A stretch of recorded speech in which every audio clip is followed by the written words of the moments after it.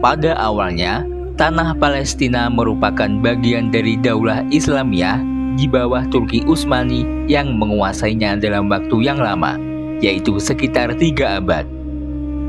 Palestina baru berpindah tangan dari Turki Utsmani ke imperialisme Inggris pada tahun 1917 karena kekalahan Turki Utsmani dalam perang.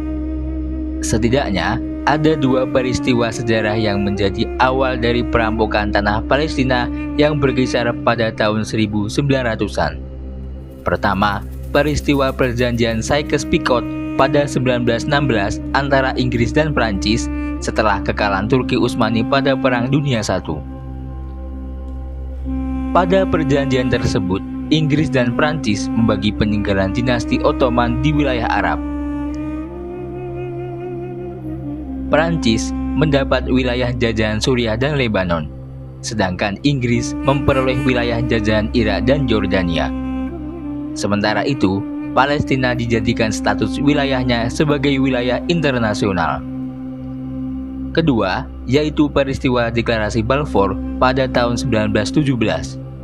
Perlu diketahui, orang-orang Yahudi dalam sejarahnya sampai pada zaman modern selalu menghalalkan segala cara demi terwujudnya rencana dan target kekayaan dan politiknya, terutama pada gerakan Zionisme.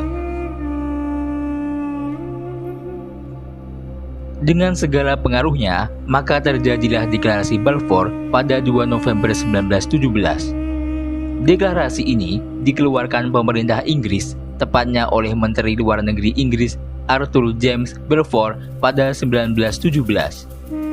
Isinya, pemerintah Inggris secara resmi menyatakan dukungannya terkait gagasan menciptakan wilayah Yahudi di Palestina serta memfasilitasi pencapaian tujuan itu.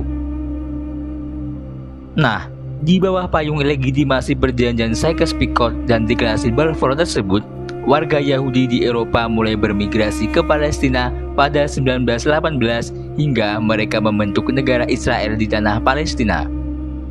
Pada awal 1930-an, gerakan Zionis di Palestina berhasil mendapat persetujuan pemerintah protektorat Inggris untuk memasukkan imigran Yahudi ke Palestina secara besar-besaran. Setidaknya, ada lebih dari 60.000 orang Yahudi yang bermigrasi ke Palestina. Sebagian besarnya diatur berdasarkan perjanjian Hafara atau transfer. Perjanjian antara otoritas Yahudi di Palestina dan Jerman itu memfasilitasi emigrasi orang Yahudi ke Palestina. Sementara sejumlah orang Yahudi pergi ke Palestina secara diam-diam atau dikenal dengan aliyah. Gerakan Zionis menyusun pelarian 18.000 orang Yahudi Eropa Tengah dan Timur ke Palestina dari tahun 1937 sampai 1944. Awalnya, pelabuhan Yunani digunakan untuk memulai perjalanan ke pelabuhan Palestina. Lalu, para pengungsi Yahudi pergi melalui pelabuhan Laut Hitam di Bulgaria dan Rumania. Di pelabuhan Turki, banyak kapal yang ingin mengisi bahan bakar. Lebih dari 16.000 orang Yahudi melewati Turki dalam perjalanan ke Palestina, terlepas dari upaya Turki untuk menghalangi kapal-kapal yang ingin berlabuh. Kapal yang membawa sebagian pengungsi menuju Palestina tenggelam di lepas pantai Turki, tetapi tidak diketahui apa penyebab pasti tenggelamnya kapal tersebut. Pada awalnya, kehadiran mereka disambut baik oleh warga Palestina. Mereka diberi makan, perlindungan dan tempat tinggal dari penduduk setempat. Lalu, bagaimana nasib pengungsi Yahudi yang datang ke tanah Palestina selama kurun waktu tersebut? Ya, layaknya air susu dibalas air jubah, sekarang mereka menjadi penjajah di tanah yang menyelamatkannya.